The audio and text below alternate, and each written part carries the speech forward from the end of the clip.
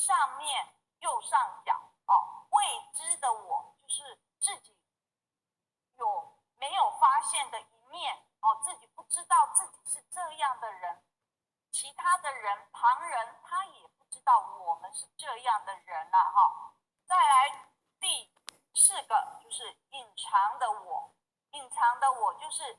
其实我自己非常知道，比如说我自己的一个脾气毛病我还有很重的一个贪心、嗔恨心，还是愚痴的心。可是呢，我来佛堂，我就表现出来没有我是很大方，我不小气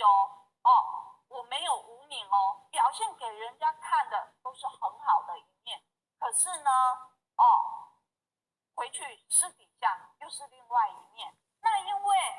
表现出来这样子，大家看到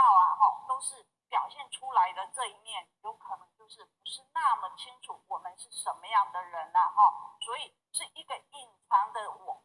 那在这里面这4块，这4个区块，大家会觉得说最好的是哪一块？最好的其实就是开放自我这一块就是说我们的内外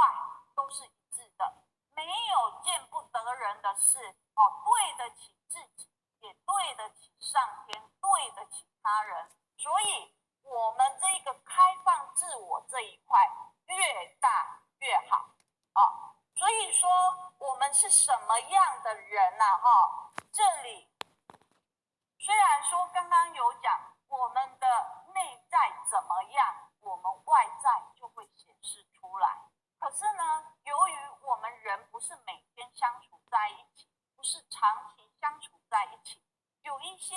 深层的内在的一些脾气毛病、一些习性，真的只有我们自己知道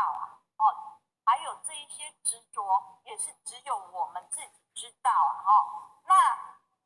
自己还有什么样的脾气毛病？我们的贪嗔痴改了多少？我们对外向的一个执着，我们放下了多少？5年前的我跟现在的我有差别吗？我们有进步吗？还有说